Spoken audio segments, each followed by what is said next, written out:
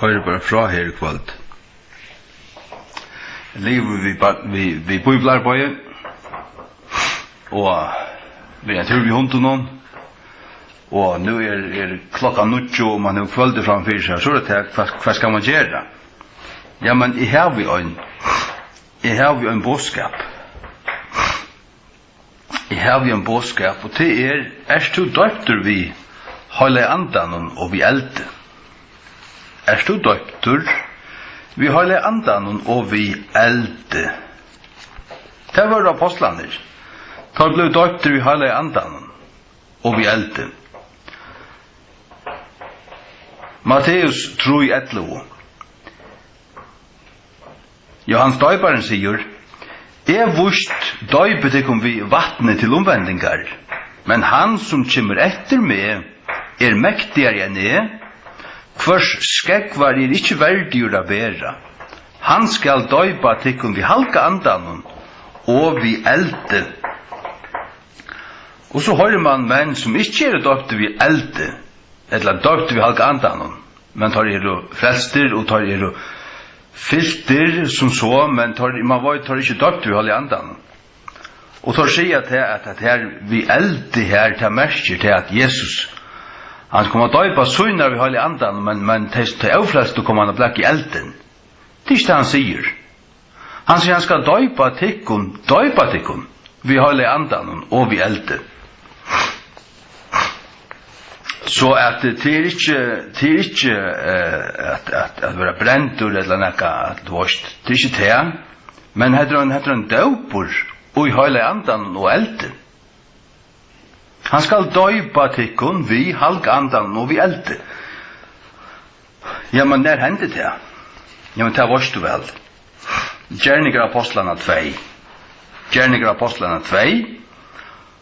Og ta I kvitsun og dævren var fullveis kommen, var det öll vi øynun samljaumi og I øynun plosse, og brottliga kom til öll jau fra himne, som av en susande mektium vinte, og ta fyllt I alt huset her til sautu. Og ta byrstust taimon klovnar tungur, lukka som av elde, og ta settest på kvønn av taimon. Og ta var öll fyllt vi halgandanon, og tog å tale av ørentungun, så som anden gav tøym frambors. Her var det døypt. Her hendte det. Her døyptus teg vi Heilige Andan og vi elde. Hva mener du vi elde? Jo, det så tungen her. Tøymon byrstust, klovnar tungur, lukka som av elde. Tungur til flammer. Det ser ut som og en tung en flamma. Og det settes du på kvann av tøymen. Hver det? Ja, men du sa mindre av det. Hvordan tegner man det? Jo, man tegner apostlene her, der stand allir I oppraten hånden, og her var lovar til flammer av eld oppi høtten. Det det som ser ut som en tunga.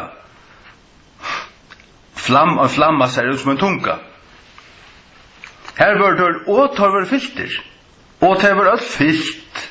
Det det som hender her. Her var det døpt. Altså, at være døpt, det at du først inn ui nekka flautande og nekka flautande. Du blir omsluttet av noen flautande. Vattnet. At døypa merker at det under vatten. Men her fer det under, det var dukka I nyr, det var fyllt. Det dette nekka I ut her. Og for at det er som vinteren som kommer inn. Vinteren, Heilige Anden som vinter. Det minnast Elia her I Hedlenon. Herren fører fram vi, og han hørte en mektig vind som skradde klettan. Han så en mektig vind, og en hjerskjolta, og en eld, og bla bla bla.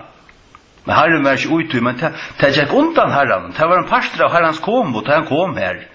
Men da han så var kommet, da var det en still blui rødt. Fyrra kongabøg nøytjan, den satt ui. Fyrra kongabøg nøytjan. Men hur gjør det på apostlene her? Og hikk, Jesus sier, og I gjerningen av apostlene, her er det Jesus som tror ut av sjálfur. Gjerningen apostlene 8 fra 4. Gjerningen apostlene 8 fra 4. Og verande savna vår saman vid tøymon.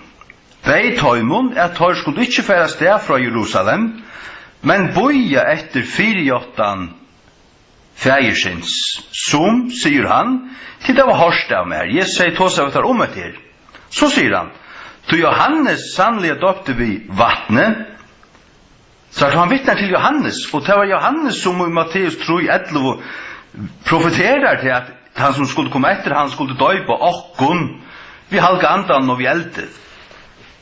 Og det man gjør det Jesus, han døypte sønner vi halga andan og vi elte.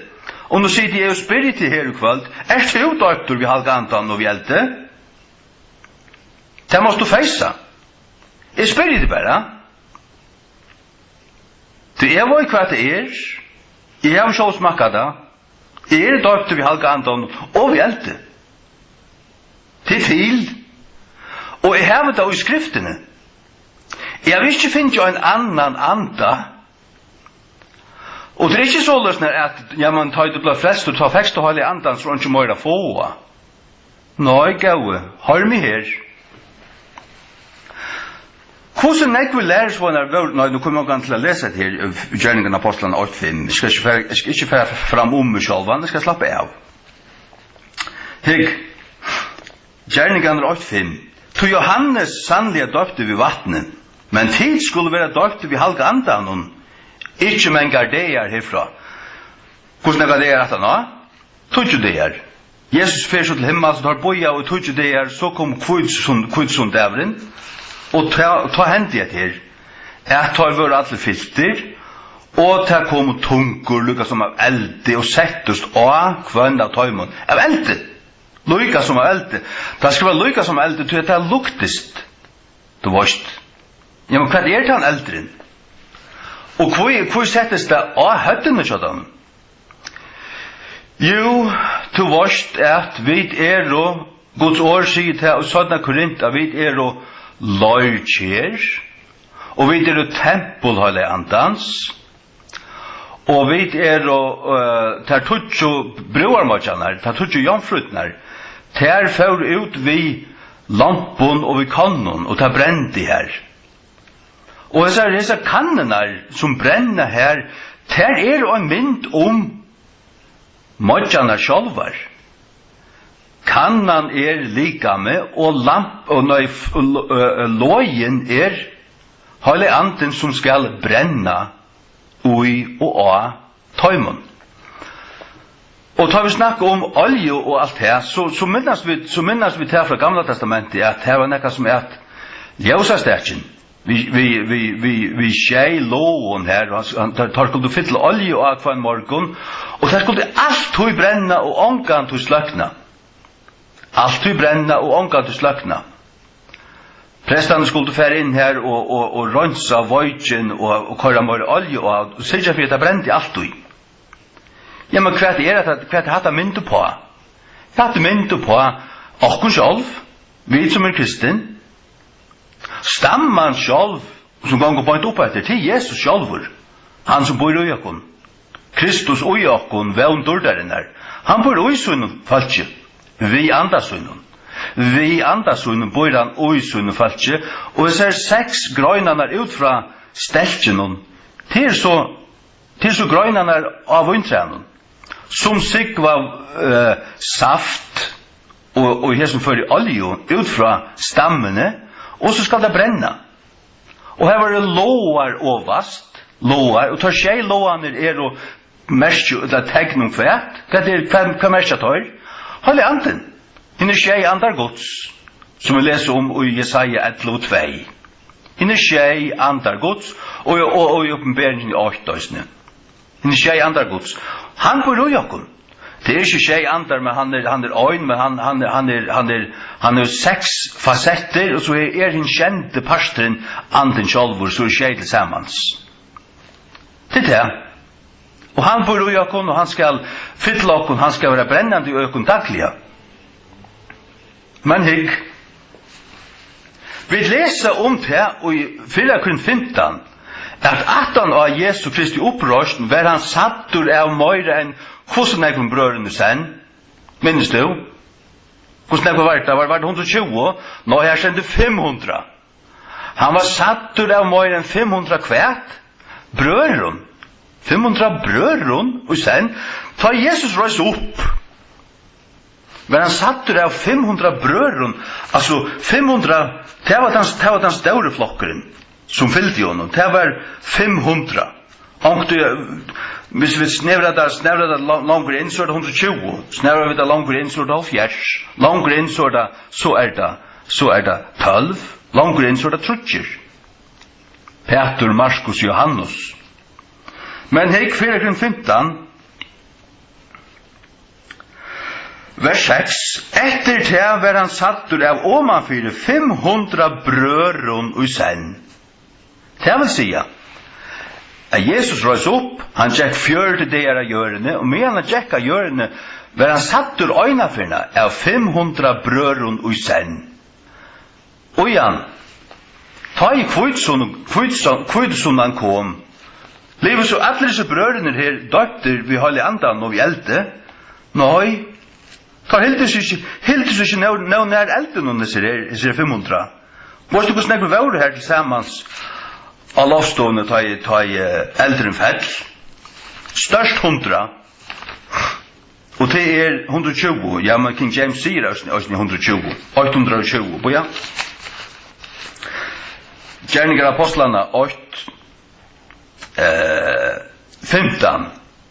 Og i tøymon døven stod Peter opp og i mye læresvøynene og sier, så stender klampron, tali av nøvnen saman var omløy 120. Det vil si, og tar boi av her i 20 dager av lovstoven her, 120 fall. Det var nok så større lovstoven. Størst hus er det vi trunka i saman. Men til tei ødel, til tannflokkeren, som ble fyltur og døptur i halk andan. Hvordan så vi hinnom? 400 fors, som var brøvor, men hva vi tar med stakkal av vattnen? Tar vi som ikke helt seg et, som ikke hadde ahoa, som ikke pressa oss inn, som ikke fyllte Jesu boven av halda seg i Jerusalem og boia, etter 48 halk andans, 48 feiersins. Du, det gjør du hese. Det gjør du hese. Så det var altså brøver.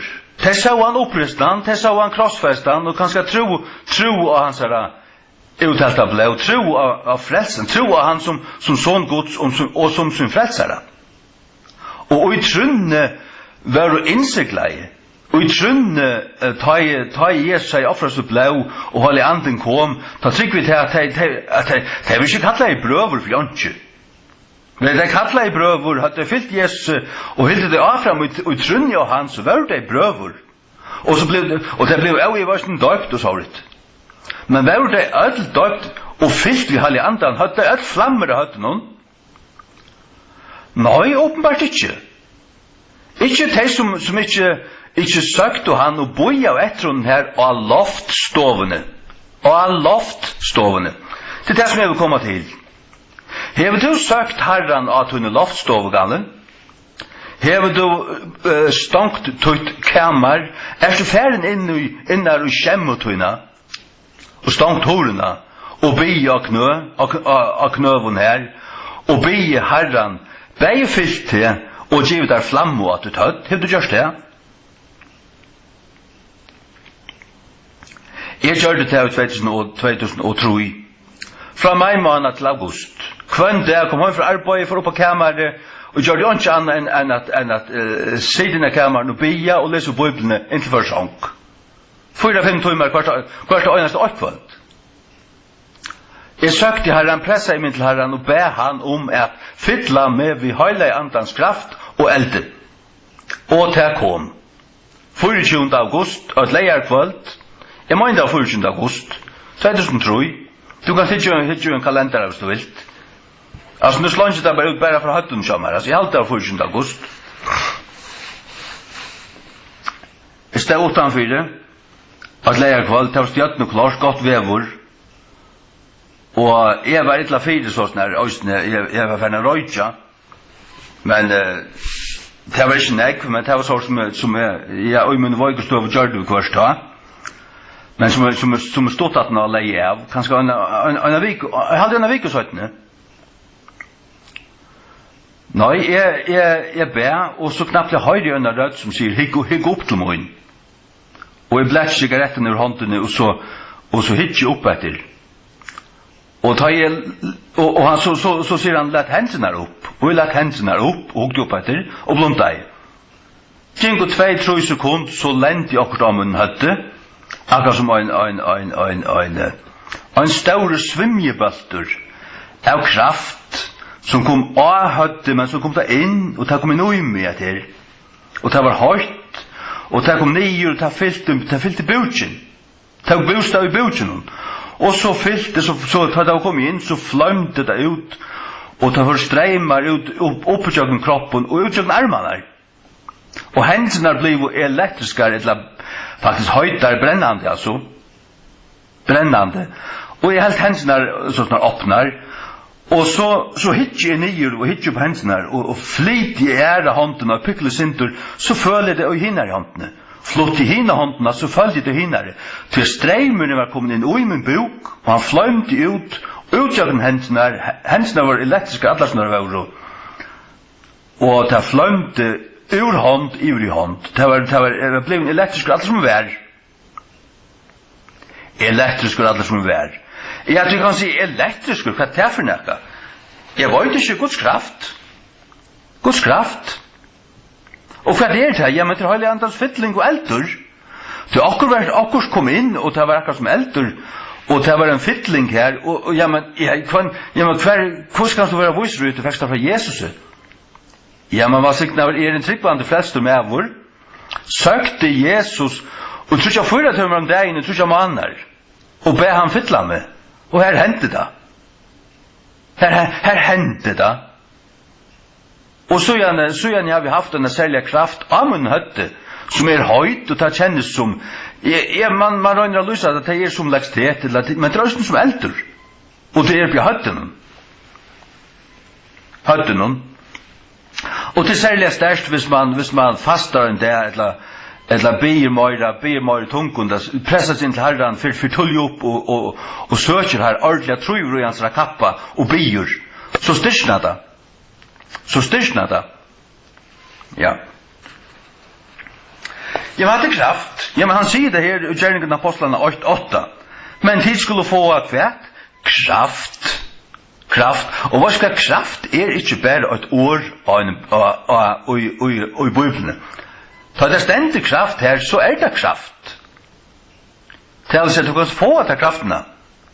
Tid skulle få kraft etter at halvjanden kommet kvært, og patekon, og pan, nekka som oppjå, det stender at de oversta, nekka som stender av bornen, det hanger ikke nere av søyene, det stender ikke under bornen, og det hanger ikke fra borkanten, det stender oppjå av bornen.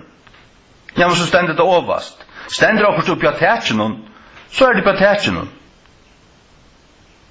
Ja, men hva stender oppjå høtten så der? Hva det? Et yoghurt? Et sureple? Det en koppur? Nei, til en flamma. Sagt du, jeg sier at her, du skal sutja til, at det oppjå. Oppjå oppjå. Overst oppe. Lykka som ljósastetjen. Lykka som lampen til jomfrikvunum. Lykka som det. Ja, men flamman, hon overst, til her det brenner. Og vi tempel høyla i andans, han bor ui okkon, og han fyller okkon, og så brenner, så øyene kan brenne her oppi høttenen til okkon. Men så det til, når jeg sier det til noe som, ja, men alt bare automatisk. Du frelstur, ja, hvis du frelstur, og du trust, og du hever ut alle av Jesu uttelt av blå, hans har fullgjert av versk, døyligt, og du innsiklar vi halv i andan. Og du hever kjeldu ut her som vettler opp til evet liv. Johannes 4:14. Johannes 4:14, men bare trutja kapitlar 17 i Johannes 6:3, stender Jesus her av det største delen av hattøyene og røpte og sier, hva sier han? Her sier han ekka mer, han sier ikke bare, han bjør dem ikke bare øyne kjeldu av vattnet ut hei, men han bjør dem streimar av livande vattnet. Johannes 6:3, at du sørsta denen, du større denen av hattøyene, stod Jesus og råpa i, sier han det, nekar med vår tiste, let han komme til møyen og drekka, han og tror av meg, og så skriften har sagt, utur hans herra bjudje skulle fløyma eier av livande vattnet. Så du, alt det her som Bibelen brukar til å løse, til å løse hele andan, vi høyra vinter, vi streimar av livande vattnet, olja, eldur og alt det her. Det alt til løser hele andans person og hele andans virke. Han vatten til han rønsar. Han eldur til at han opptærer, han brenner, sier du.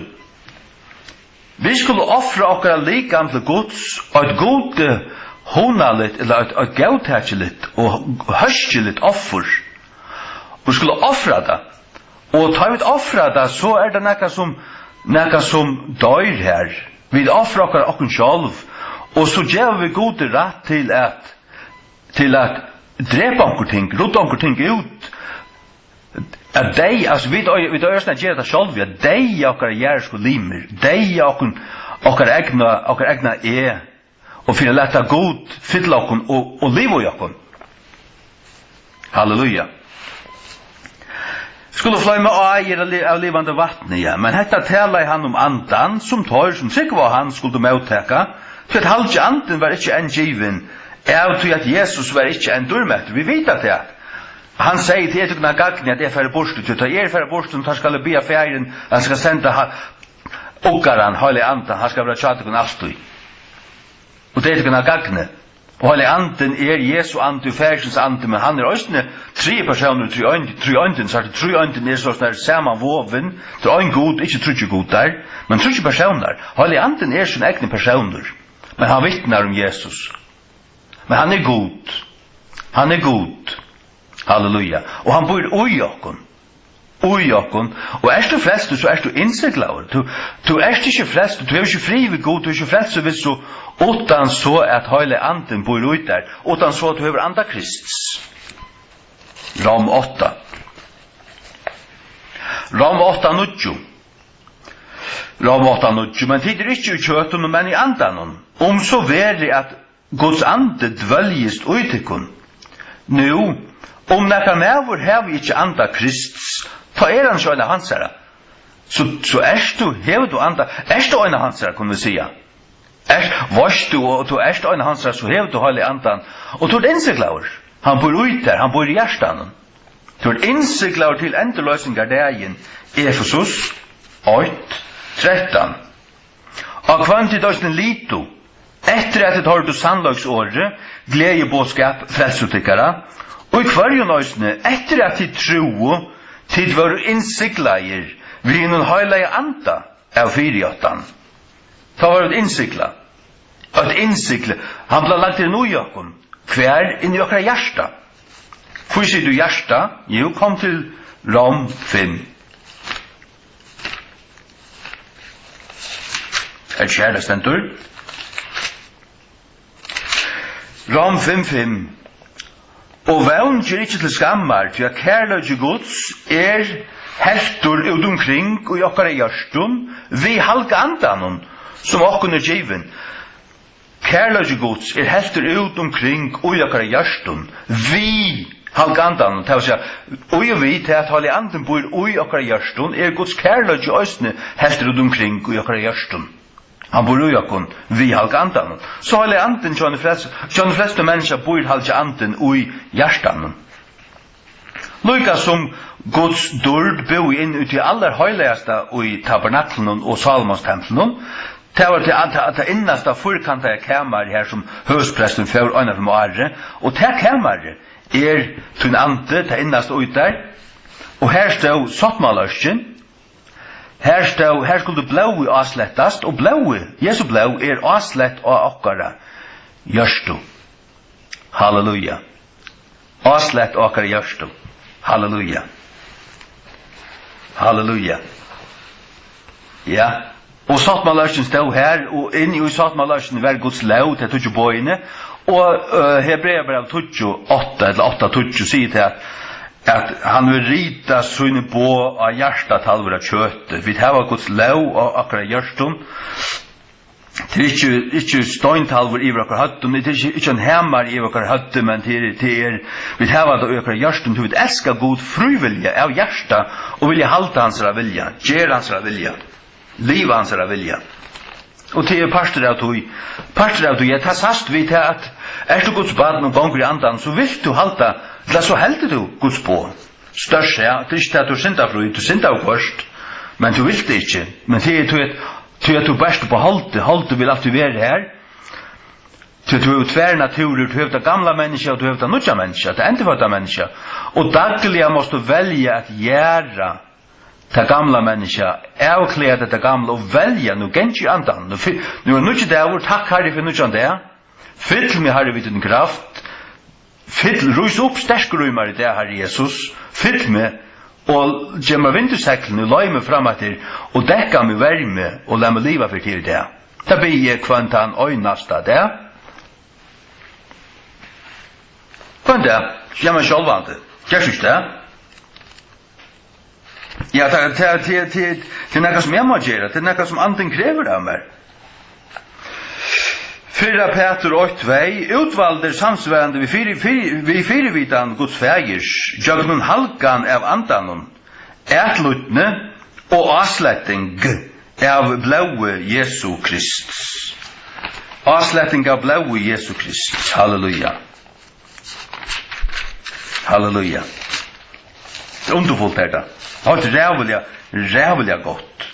Halt avamyndliga godt er det. Ja. Rønsa, vi da vinner okra hjärsta rønsa. Vi er så blaue. Det er underfullt. Underfullt. Halleluja. Og det er her det byrjar. Til åpenberingsene måste du alltid heva. Du måste hitja, og du måste til øynast og allit til Jesu blau, hans er fullkjørda versk. Golgata versk. At han døye fire sinter okkar samsværande vi skriftenar, at han var griven, og at han var røster opp av 3 dager samsværande vi skriftenar. Og så er det til øysnet her, vi har lei andanon. Utan han så kunne vi dødje. Det er Guds kraft til okkon. Og vi må ikke ståle på kjøttet, vi må helst ikke ståle på alle okkara bøker, okkara vitan, hvordan fullt høtti er av kunnløyga, og vi då er ramsa. Det er alt godt, det er alt funnt. Men det kan være dett og torst, og ikke løyvøy, hvis det bare er torrur kunnløyge. Det skal være kunnløyge og løyv. Det skal være kunnløyge og løyv. Det må være løyvøy der. Det som Bibelen tåsar det måste du kjenne til øytøyne løyve. Og nå spør jeg det atter, hever du vært på lovstovene, gave? Hever du knæla vid denne sang, og bygge inntil Jesus fyllte det og gav denne flamme at det høtt? Du visst du gjersta. Hvis du virkelig vender heimen om bætje, sløtjer at det sjønvarpe, og sløtjer han den iPaden, og færre telefonen og ditten og datten, teker du denne bøybel, og færst denne kameret.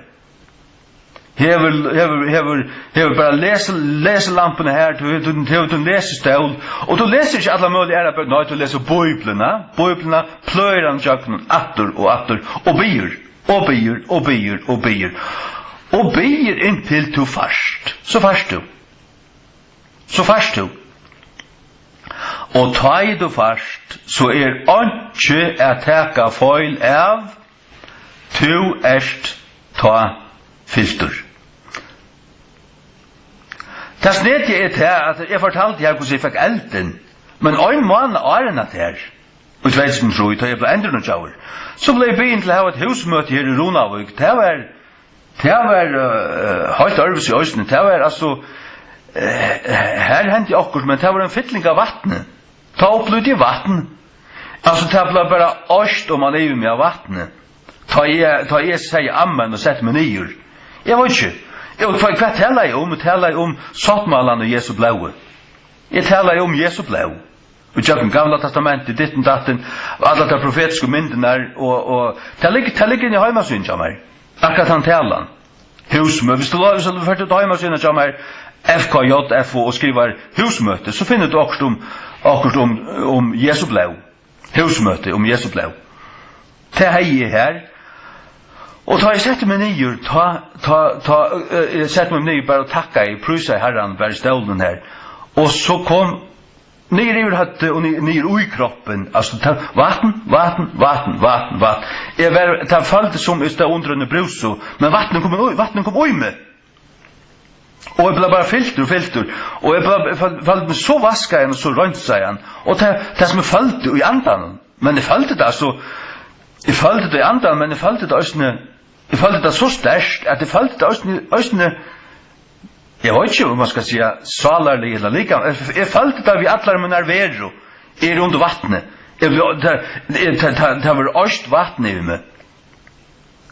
Og det var en stor løtta. Og så at man opplever sånne ting, altså, jeg kan fortelle at det er fyrt her, og du hører meg si at du kan si at dette passer ikke, jeg har ikke opplevet her, ønskene munner mange du har opplevet her, jeg har ikke hørt noe annet som har opplevet her, det kan ikke gjøre vi. Jeg har opplevet det her.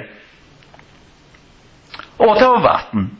Og jeg helt av frem og bia, og 14. august, da var det elder. Og jeg anker til å snakke om det, så sier lekstet, det føltes høyt, og det føltes som kraft, og det føltes som lekstet. Men jeg kunne jo også sagt elder, det brente. Det brente. Ja. Halleluja.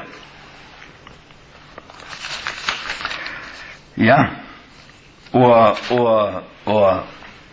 som langt har sagt, ja, eldren hos neden, til Guds høylige nærvære, og han tåler skvært som helst, han brenner ting opp, han rønser ting. Og han brenner, hvis du offrer det sånn her, djever det og ber herren bruker det sånn her, så kan det godt komme kosta der bei åt og anna, og ting være opptard, det være brent opp, ting være bare vekkast, det er ikke langt til uten løyve. Verlig, altså, det kan hende at Herren viser den høylige andans elde, brenner ting opp ut der. Rom 12, fra 8. I bønne til om tess vegna brøver, vi Guds miskunner, at til bjau framtikkara likam, og et livande slateroffer, a living sacrifice. Sacrifice til nekka som skal drepast. Det er ikke a living offering, men sacrifice. Tu er det slateroffer. Det er nekka som skal dodja og drepast. Du måst velja hatta drepje.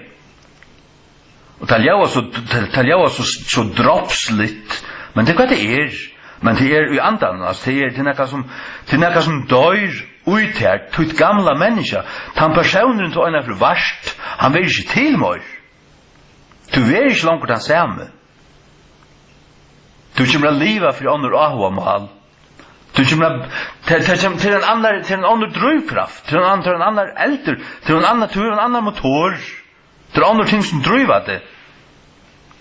Det er løyve og gode, og det kall, og det tjenest han giver der. Du tar han giver der kraft, så er det ikke bare til at hugga der vi. Det er ikke bare til at, som at det døylig, det føles så godt, du tar gjerda. Det er øyla tryggjande og godt å kjenne baser og føler det enda i sin kropp og på sin høtte. Har jeg andres eldre her? Han brenner av meg nå. Det er også allmyndelig godt. Det er så øynene kvar som smakker det, som gonger ut, som kjenner det. Altså, det er mer verst enn nekka til gans pøyke av og i ødlun heimen. Ein Volvo ditten og datten, eller ein Jeeper av her, og han har ikke en borgen her, Hik andan konan her, hik hatta, hik så teir og signai. Det kunne øya det alt samalt. Det kunne øya det alt samalt. Jeg var bare til at byggar mot iverfløytur. Byggar mot iverfløytur. Sars du, jeg kan sitta nu her og tås om et her, så at anden gav meg til Jara morgen. Jeg vakna i Jara morgen klokkan 3:06, som jeg alltid gjør. Så kom jeg til fram, Mattias 3:11, om at ja, da er bare tykker vi halv i andan og eldre. Ja, men det hendte det, ja, men det hendte jeg kvitsun. Og hver eldre, ja, eldre, det å finne på høtte. Så let ångan komme og si at her, at Jesus skal, han da er besøyne vi halv i andan, men eldre, det som han kommer brenna til avfrelst og jo, det kommer brennast i eldre, men til helvetes eldre.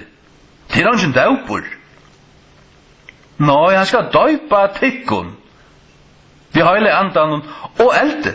Tikkun, vi heile andan og elde. Og han sier her i Gjerningapostlene 8:8 til skulle få kraft etter halvt andre. Og den kraften andans fytling, andans kraft, men det det samme. Og andans eldre og høtte, eldren møyra, mest kraften, til han oppjå høtten. Og ta det Guds kraft til tjenest, og så det alltid oppå, iver, oppjå. Ta det en fytling, ta det møyra til at andans gjerninger, andans liv, andans virke, andans halkan, ut her, at han bor ut der, og at du først samflev i han kvønte, samflev god og i andan, samflev hold i andan også.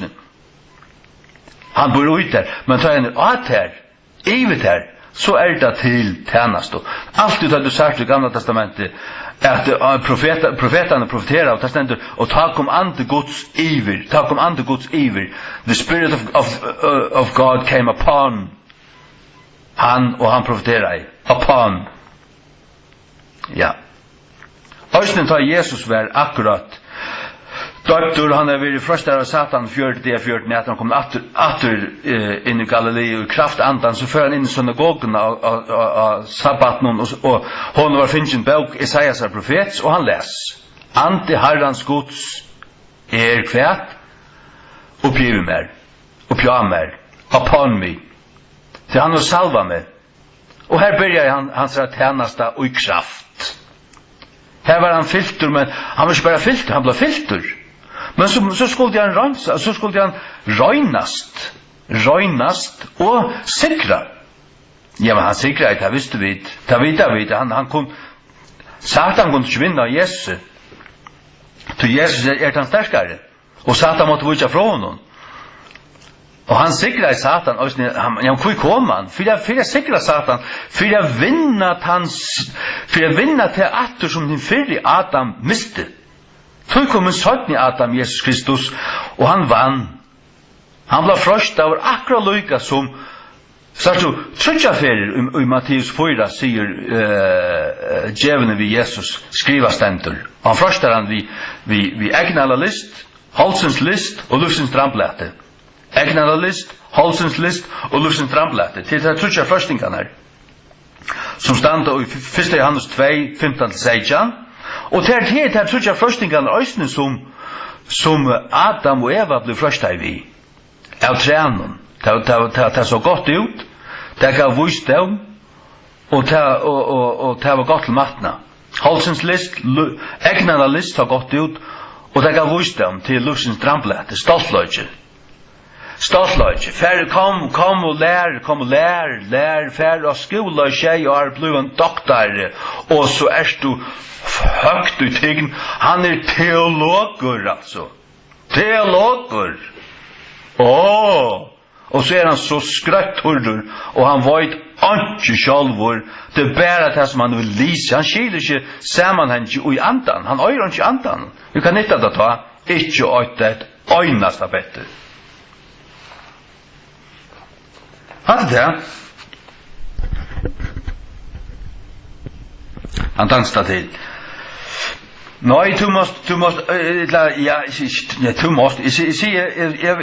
vil høyta at det, du som frelstur, for å bi, for å søke Jesus.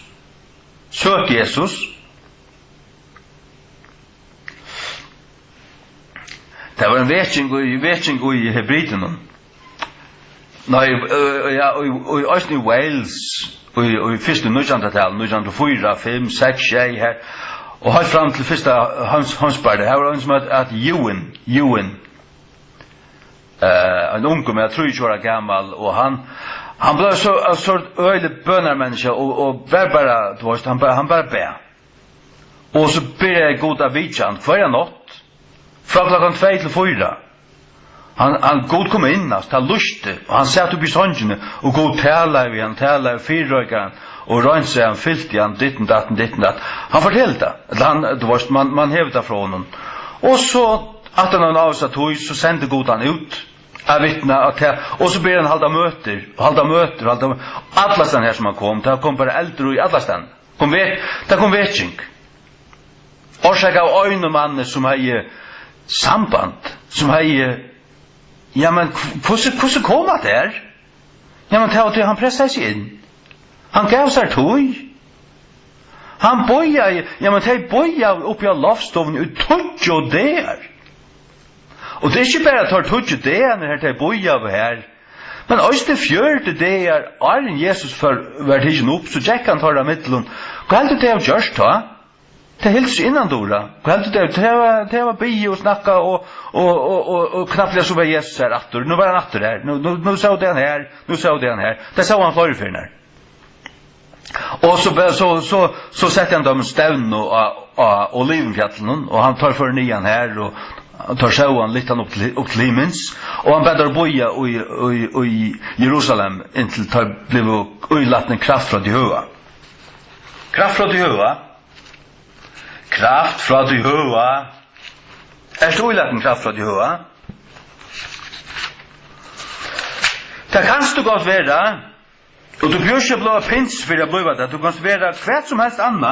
Du skal bare være en tryggvante. Du skal bare kjenne Jesus, og du skal bare be et lansere. Har du be et lansere? Har du nærkant prøve? Har du nærkant be i morgen øyne for? Eller har du be nærkant i morgen trusja for? Du må be inntil du fast. Be nå inntil du fast. Så fast du.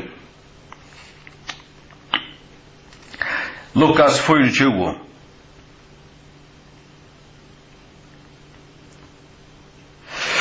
Fra 24, og at omvending og ettergjeving av synden skulle være prætika og i hans navn med natlartjauer, byrjandi i Jerusalem. Og tidligere vittner om disse ting. Og så jeg sendte 48 fægersmunds oppatikon. Oppa. Ja, og så kommer det om man fra, og det kommer ned i hver, og lente hver. Og man utår, hver lente det så? Og høtte noen. Har du flammen i høtte noen? Ja, hva signar løy til færne kammer og bi. Og så kommer du lysande ut ur kammeren, og det er satt der. Hesten her, han er jo finnes akkurst. Jeg synes ikke det noen. Man ser det i egen, man ser det i smulen, man ser, det er bare akkurat her.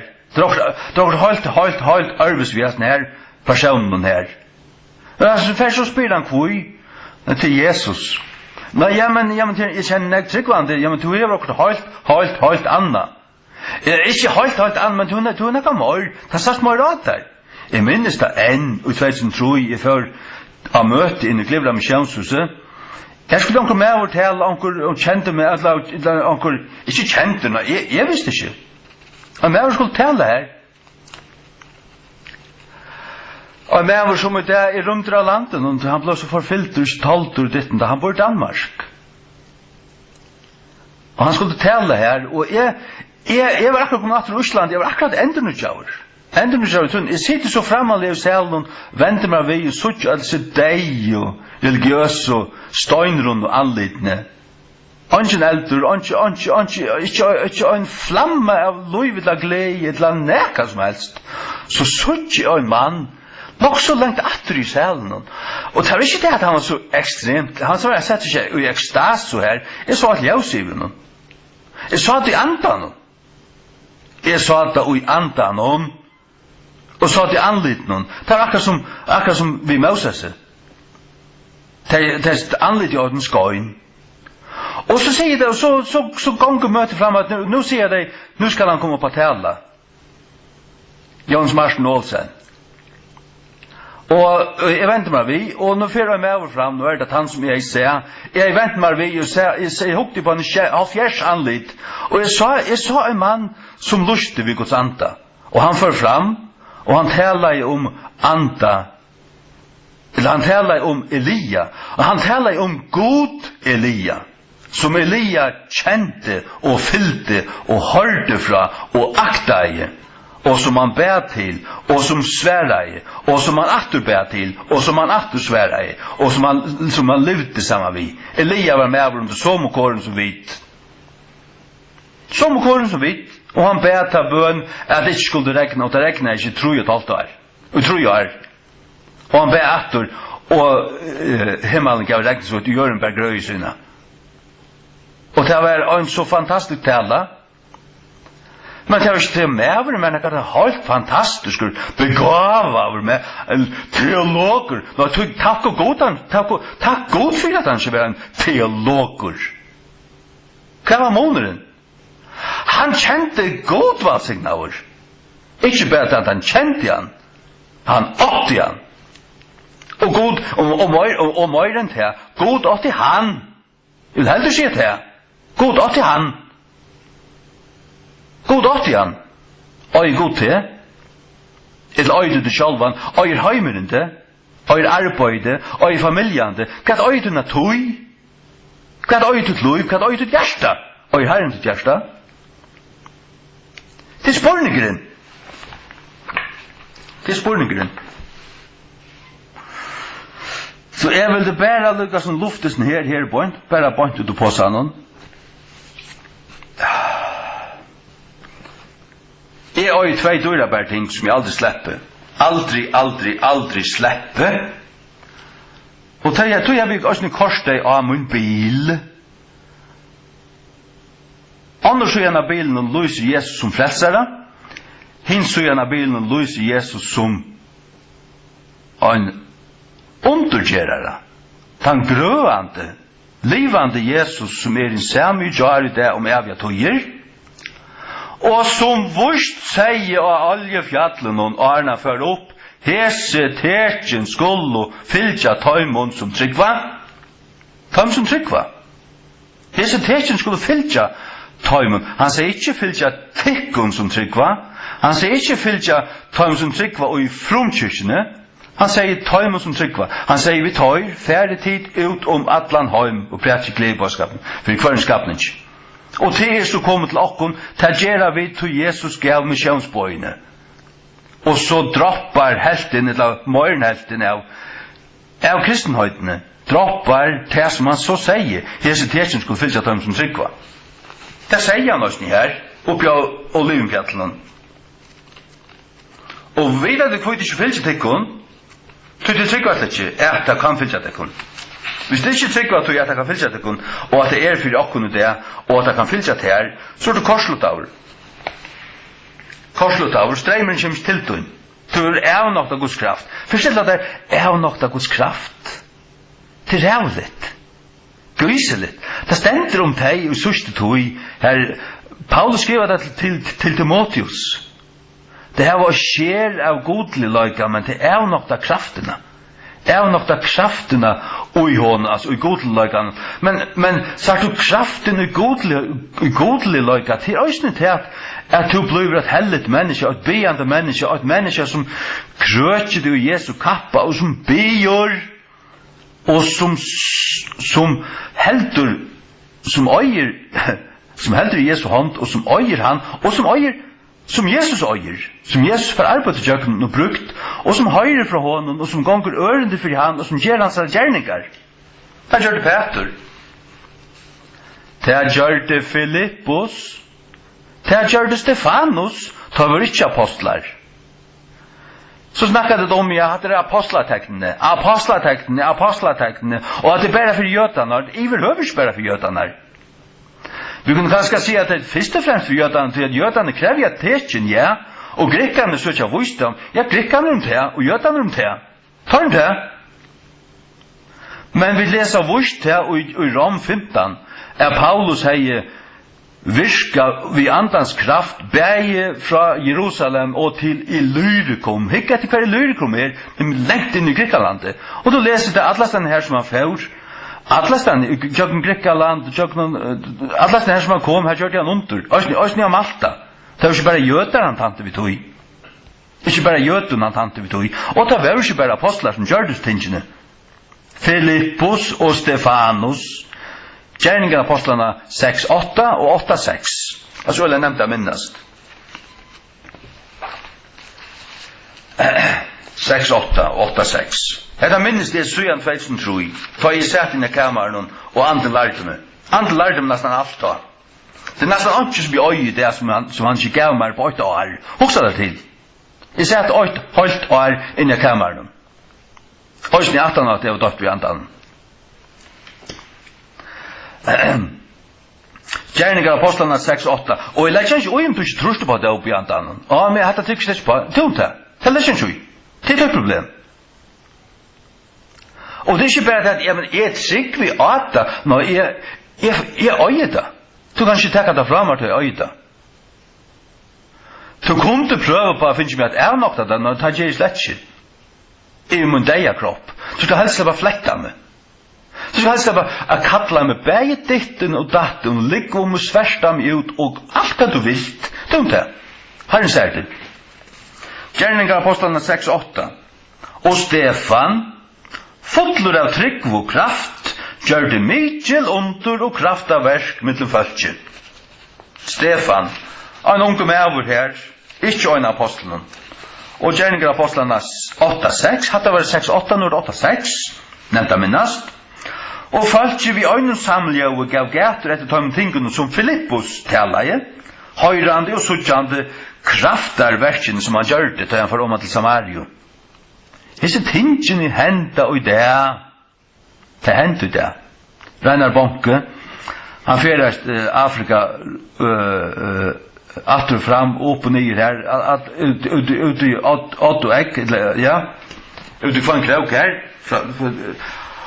og han forteller at han var under møte her, og en ung 16 år gammal, han kom råpande til hans her, og Nei, når han kom køyrande, en kampanja var li, og så får han køyrande til næste bygd, og tar køyre her, så øyemørsene, så stender en unge maver ved veien, og råpar og vinkar her, og tar stekka, og nei, hesne maverne vil jeg møte, og han byr Reinar Bonke stegg og byr for seg, og han byr så, han legger så, til han kjenner det er virkelig møtetselig og åpen, altså han vi alle sin hjärsta innkjønner at blå brukter av gode, så han legger hender av han her, og byr god salvan og fytlan, og så fer han vojar det, så fer han sted. Og han køyrer så, han fer så, og så Aina tog søttene, så han atter i samme økje, og nå høyre noe vekking. Her en bygd, og en høy bygd var kommet til trygg, og en høyen bygd, altså høvdingen og alt hei en høy bygd, eller tvær, hadde tidlig vi kristne trygg, vende om altså ordentlig, og en høvdinger og en tog, og det var en unge medover her som prættegei og ufattelig underhendt, og han var da sikkert, men så kommer han her, og så kommer det en unge til hans her på og han kjenner han atter, og han forteller hva var hent, og han var ferdig. God, jeg sendte han til en stam, en farlig stam, og han er i by her, og ferdig inn her, og jeg minns hva det var, jeg halte av døtteren til høvdingen, og høvdingen selv var forskjellig, var alvorlig sjuk her, akkurat hva det var utrolig stor undersment, og alt bygden vent om. Alt bygden. Sagt du måst kjenne evangeliet, du måst øye krossens evangelium, du måst kjenne kraftene og sannløkene om Jesu blod, hvordan absolutt det er, og hvordan absolutt Jesus sier det er at han har avåpnet første dømmen i måten her, at han har fullstendig fyllt Satan, han har lagt Satans vald, og lagt Satans versk. Og i Kristi er vi fri. Det måste känna och öja och boa och geva falche. Och så bjöd dem vattendåpen och löja det också in i andans kraft, andans dåp, andans eld, dåpen och helig andan och eld. Det är det som jag sitter här nu och fortäljer där. Det är det som jag röjner här och fortäljer där gåen. Vad signaler? Matteus 3:11 och 1:3. Vurs døybeting vi vattnet til omvendingar. Okej, alltså Johannes døyparen, han døypte vi en øren døp, ja, altså det var døper Johannes var ikke det samme som døper Jesus er. Da Paulus kom til han fann onkra menn her i Efesus, i Gjerningen av Apostlene, Nøytja. Og han spyr hver en døper det døpte vi, når det er så du døper Johannes her. Ta døpte han der, navnet Jesus her. Det er måske ikke at han endelig døpte bærer i Jesu navnet, men ta det stender i navnet Jesus her, så er det at Jesu navn er det nødja. Jesu navn er det var du tar døper også i Gamla testamentet, og helst ikke Johannes døperen har døpt i Jehova navnet. Han var døpt til Adonai og Jehova. Men Jesus blir okken døypa i Fægersens, Sonarens og Halkandans navnet. Men da han sier at han døypa i Jesu navn, så er det til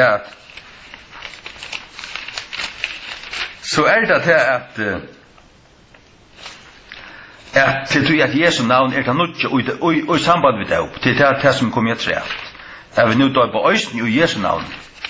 Det tog.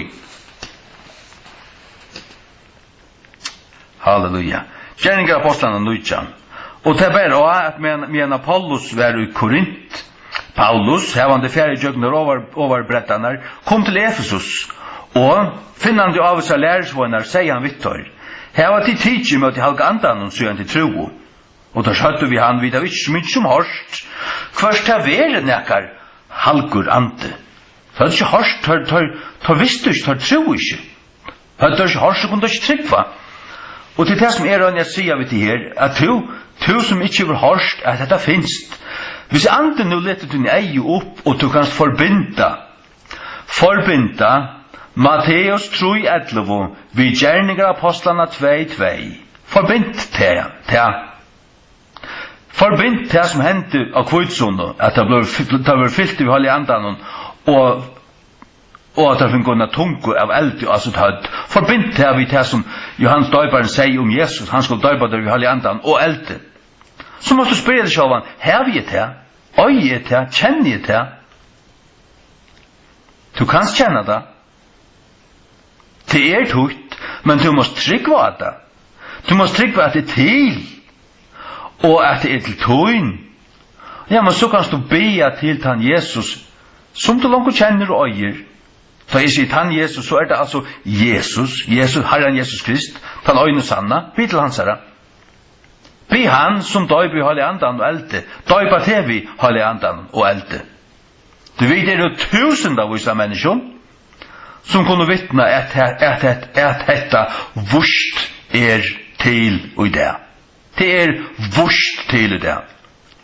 Jeg skulle heller være skåten eller avhøtt av enn at avnokta til. Så viser jeg i tog. Det kan jeg bare fortelle deg. Og han sier vi tog at hverjon døpe var til ta døpter, og tar søtt at døpe Johannes her. Da sier Paulus, Johannes sannlig døpte vi omvendinger døpen hun, sier vi følte at jeg skulle tryggva han, som skulle komme etter han, til av Kristi Jesus. Han fyrrøyga i veien. Han fyrrøyga i følte til at takke møte Jesus Kristi. Ta der har du hetta vart har døpter i navn i Herrens Jesu. Og ta i Paulus hei lagt sånne hendur og på tar, hver til og på, jo til på høtte. Han leis sånne hendur og høtt, og det var ikke bare at det er ikke her til at innvoja der til tjenest, seta der som elstars, i vrøver ikke. Hva er det her? Det er en overføring av kraft. Kom halvt anden og at høyr og tar tala av i tungun og profetera av. Gjerninger av Apostlene 8.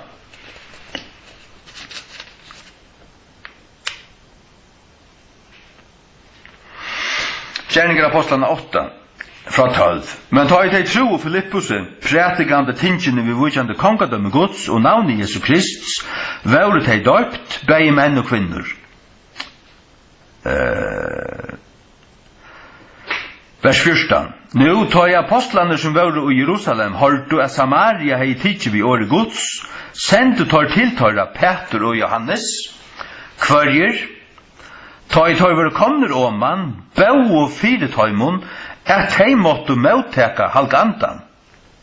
Tu som enn var han fallen oppå, ångan av tøym, fallen oppå, fallen upon, til røysene oppå høtte.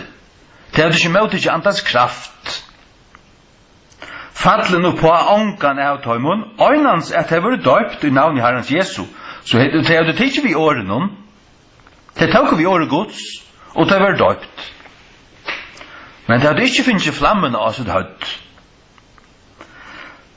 Ta så stendet til, ta lødd og tar sånne hendur av teg og teg møtteg og halga andan. Halleluja. Ja, men væra de ugjøtlens ned, det vil si at det vil si at vet det, væra de ugjøtlens ned, til at pinsa heimeren helten av noen fullkomelig henne vekkere, helten, hvis ikke mer enn helten av pinsunnen, òsne i fargen, totaler vittløyter kettarar, til særlig at som har fyllt Kenneth Hagen og Kenneth Copeland, og Joyce Meyer og tog patchen og her, de har en annan Jesus som de sier døy i helvete, og som blir punslaur av Satan i helvete, og som blir endurføtter i helvete, og som så kom opp. Og de sier at det er en parter av fredsversen. Det er ikke en parter av fredsversen. Og det passer slett ikke. Han blir ikke punslaur i helvete, han døy ikke i helvete.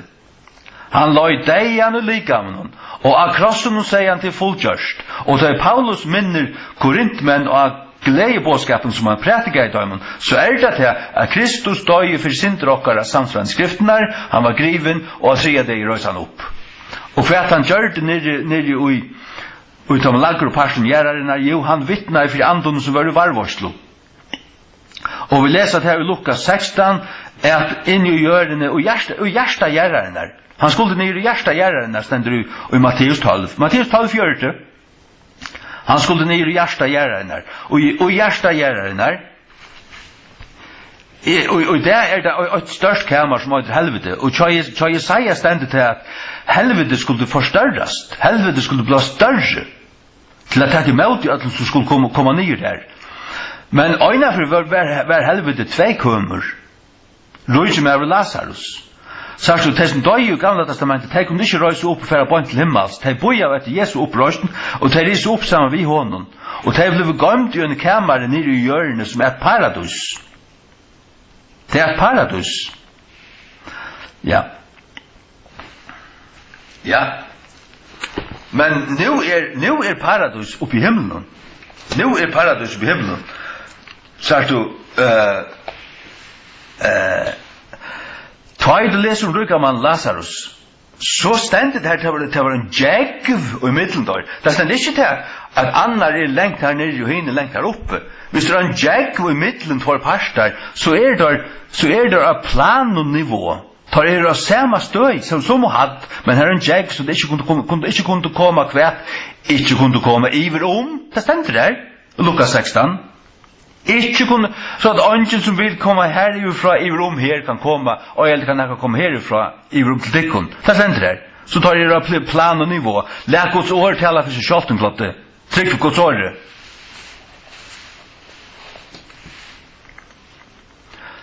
Og ta Jesus røys opp, da tok han tar fengan, han tok fengaskap til fenga. Salmur 93 og Efesus 4. Skjeit lettlo. Les det. Les det, Gave. Fær nå lista, Gave. Fær nå lista. Les det nå. Overat oss. Jeg har lista. Jeg har lyst på. Jeg har lyst på, og lyst på, og lyst på, og lyst på. Og lyst på. Det har vi. Men jeg vet ikke alt, det er ikke alt, det kan ikke utlegge alt, bla bla bla. Jeg rører ikke, men det som er våren lært, det er våren lært, det har vi gått i min hjärta. Jeg går med Guds år i min hjärta. Ja. Og her vi ikke folkekirken å gjøre. Skulle gjerne som sjåvan investa. Man kan tenke å vende om overast til nyast. Og som de fleste prestene i kirkene kunne vende om. Jeg vil ha pastor av sånne her. Standa modell til at det er. Kan hoksa det fyrir det kun. Kan hoksa det fyrir det kun. Alvara til oss. Skulle lengst kjenne at det ikke kunne ut. Skulle lengst kjenne at det ikke kunne ut. Og har man sjøen nøysene. Det skal ikke alt være knutt saman. Hva skal det rette er? Det rette er at hver menighet er autonom. Hon skipar seg, og så er hun autonom. Du kan ha vinnermenigheter, systermenigheter, du kan ha et av samstarv, men det ha alt knutt saman og størst fra øyne nevnt, øyne støyde, et eller annet sted, det er slett ikke rett. Så blir det for størst. Nei, det skal være sjålstyrande. Sjålstyrande. Halleluja. Ja. Så jeg vil bare djeva det her, og i kvalt. Halleluja. Døypa tikkum vi høyla i andan og elde. Er så døttur i elde? Er så døttur vi høyla i andan og elde? Ja. Så det er over innsiklavur. Men så er det også til, er du filter? Ta over filter. Vi leser om til Paulus, det var en jenta i Gjerning Apostlene 13, ved en menande anda, ta filtest Paulus vi heila andan, og han sier, men her merker til at anden røys opp på henne, at anden ble sterk, han røys opp på henne, han kom fram, fylte han innanfra, til han bo i her, sier du. Men her i Gjerningen Apostlene 2, her det ble filter, sier du. Vi har langt å se at det er noe som måtte være innsiktlaver. Vi har langt å se at det er noe som øyder at det var øyne kjeldo. Og det her som velter opp til avsliv. Det er Johannes 4:14. Men hver som helst du drekker at du vattnet som jeg vil gjeve honom skal aldri tista. Men vattnet som jeg skal gjeve honom skal være ui honom og en kjelda av vattnet. Vettlandi opp inn i avet verant liv. Hatt er frelsan. Jesus gjev der vatn til ut her og ta vettler opp til avet liv. Ta vettler. Og til ein kjelda som vettler. Hoksa der fire. Fyrstella der. Ein kjelda. Vi tar kjelder i fargen. Ta er det ein kjelda til et hål her. Ta vettler opp. Og ta vettler opp. Han kör en kjeld ut til. Han innsiklet av hele andan til en kjeld her kommer lov opp. Og du har Guds lov nu her, men du er livande i hjørne. Men ta det dårst, så får du også en evet lov. Og også er det at langt og nu så har du evet lov. Du finnes til evige lov. Det evige lov er å kjenne god, og sånn han sier Jesus Krist. Men så stendte Jesus fram ved den lange lista, Johannes 6. Og han taler om eier av levande vattnet. Eier av levande vattnet er mer enn ein kjelda. Og det som jeg tykker at det er, jeg må hatt det til, at jeg har hatt en måned i middel, tar 500 brødene og tar 120 som boi av lastående. Det er det som jeg vil, det er det som jeg sitter her og forteller der. Og djeva der anna tra og anna trygg djeva der trunna at her og hjärsta hvis du ferstet søtja altså evanse om du er baptist heimansjonsfolk eller klappar eller okkur anna jeg vet ikke hva anna er men er du frelstur og øyer Jesus Krist som du personlige frelsere Bibelen er Jesus, som God kom til kjøttet, øyer han, og du får bia til hans herra. Søkja han, be han fylla til så det flyter iver, så at du ikke bare er innsiklar, men så det flyter iver, så at du er fullur i Guds kraft, så det flyter iver. Så kan du være voiser ut høy, at du fast ikke en høg arm, eller en dreka. Jesus lovar til, måst du ikke av det, må jeg lese det for deg? Det kan jeg godt. Jeg kan godt lese det for deg. Dette lærte Jesus med øysten utvedelsen, tror jeg. Han lærte meg til, han visste meg til. Jeg minnes det akkurat. Jeg minnes det akkurat stundene her til kvöldet da jeg kom. Underfullt vært det. Men jeg tror jeg lukker alle suttja til. Så pinsene som lærer for kjærst, og tar som sier Jesus skaptur, og tar som evnått at tro i øynheten og alt det der. Altså pinsehøymeren ser ut som jeg vet ikke hvert. Det tror jeg tar færner fra sunnar doktrin. Ut i flakra roi. Tar av mist fotafeste. Øytet land hent her. Men det som jeg vil si vi øynekvann til ikke færre opp på flakra. Ikke leva drutjen. Ikke missa forstande. Vær edruer, men pressa de inn og bi, men bi av høylen hjärsta, og Jesus vil djeva ter. Hygg, Lukas 11. Fra 9, Lukas 11 fra 9 til 13. Og jeg sier tikkun, bie, og det skal være givet tikkun, søtje, og de skulle finna, bentje, og det skal være lett i opp for tikkun. Til hvert han og ombyr fær, og han og søker finner, og for i hånden som benkar skal være lett i oppfyre. Fær du benkar på atja Jesus, benkar på atja gode, så blir det lett i oppfyre der. Og du søker, du finner. Og så sier han, hvor gjør det? Om en sonur skal ombya brei fra onkren av tikkun som en fægir, vil han djeva honom støyn? Hvis du byr om halve andan, og byr, det ikke det at du ikke finner halve andan, men at han skal flå iver, at du skal bli fyllere, og du skal hava Guds kraft, og i rydelig mat, du ikke bare skal hava en kjelde som vet opp lavt liv, til du finner ikke, det takker du for. Du frøyest i frelsen, du frøyest om frelsena. Det ikke det at du først fra Golgata, nå start vi Golgata, og glede av Jesu Kristi kross, og hikk på han blåande, dodjande, og minst til at han røys opp, og hikk opp etter og vante han atter. Vi en sluker som bøyer etter han, at han skal komme atter røysene. Ja. Og om en sonur skal ombya brei fra onkren av tikkun som en fægir, vil han djeva noen støyn, eller om han ombya en fisk, vil han fyri en fisk djeva honom en høggarm, for goda djeva der han etlan anda, at du byr om halve anda, nøy. Eller om han skal ombya et egg, vil han djeva honom en spordrekka, hva en spordrekka til en skorpion, til vi en etlan anda. God djeva der ikke en etlan anda. God gav meg ikke en etlan anda. Jeg var frelstur, jeg hei halve andan.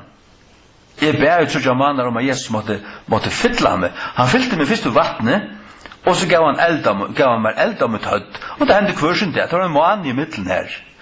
Og ja, men det har kanskje passet, ja, man lærer sånn, her hendte det som samme det, så hadde jeg kjørt av bibelskjadar, til bare blinde på ut som også sånn her. At alt skal passe akkurat etter øynene løst, du ikke det, så kanskje, til det nek forstod. Det gjør ikke god til løyve til nekka som helst. Altså, det er dumt at det kom vekk fra sånn her. Så sier Jesus vers 13, ta tid, verandi ønder, vita hvordan djeva øyer bøtten tykkara gauar gavur, hver mykje møyra skal tykkara himmelske fægir djeva høylaja andan til torra som ombya han. Jesus, okkar himmelske fægir, Jesus sier at okkar himmelske fægir, han djever 4-8 høylaja andans, han djever han, halleluja, men legg mest til hva signaver. Lett nu vera vi av en slukke drumpur. En slukker støyndrunnen, farisera drumpur. Skamma dig av hvis du her, det alt for nekt til av tøymon. Som ikke suttja forboi sina briller, eller sina nøs, eller nekka som helst. Minst til at han av Jesus var opprisen, så andar han åter, og han sier vittar, tætje vi høyla i andanen. Minst du det? Minst du det? Johannes 20:22. Og tar han hetta i sagt, andar han åter, og sier vittar, tætje til vi halka andanen. Han andar åter atlar. Tar som var her, tar 12. Ja, men, nu har det finnes alle andan, og tar tro, og tar frelt, og tar døtter, og nu satt det her som babsa særlig, det pinsa særlig, det har vi kjønt særlig, og nu satt det her, krosset han bøynen, og lærte, og lærte, og lærte, og lærte, og lærte, og lærte, og lærte, og løse, og hukte, og huksav, og han ekkelig viser, han dår ekkelig, han vil ha bibelskola, og han vet tvøyn på bibelskolen. Han har lyst teologi i England, bla bla bla bla bla bla bla bla bla. Enda lesa bandar.